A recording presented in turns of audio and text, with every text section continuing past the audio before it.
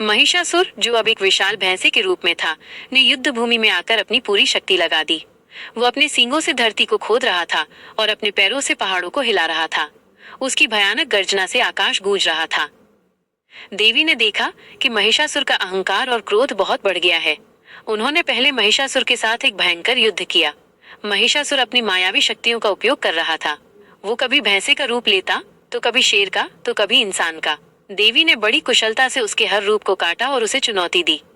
अंत में महिषासुर अपने वास्तविक महिष रूप में वापस आया और सीधे देवी पर हमला करने लगा। उसने अपनी पूरी ताकत से देवी पर प्रहार किया, लेकिन देवी ने अपनी तलवार से उसके हर वार को विफल कर दिया। देवी ने उसे सबक सिखाने का निश्चय किया। उन्होंने अपने त्रिशूल को उठाया और एक ही वार में उसके सिर को धड़ से अलग कर दिया।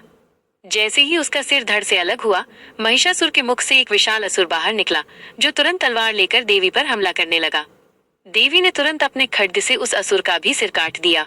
उसका सिर कटते ही वो वहीं धराशायी हो गया। महिषासुर का अंत देखकर सभी देवता खुशी से झूम उठे।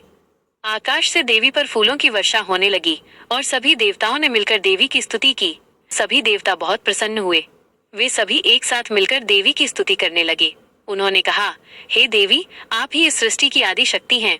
आपने ही ब्रह्मा, विष्णु और महेश को उत्पन्न किया है। आप ही महाकाली, महालक्ष्मी और महासरस्वती हैं। देवताओं ने देवी को धन्यवाद दिया और उनकी महिमा का गुणगान किया। उन्होंने देवी से कहा कि जब भी वे किसी संकट में होंगे, वे देवी का ही स्मरण करेंगे।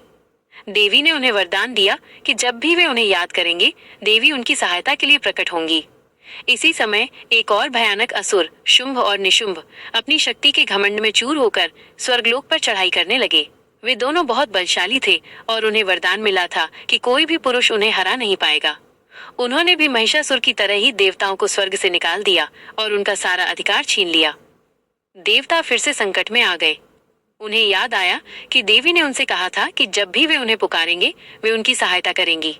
सभी देवता हिमालय पर जाकर देवी की तपस्या करने लगे। उनकी तपस्या से प्रसन्न होकर देवी प्रकट हुई।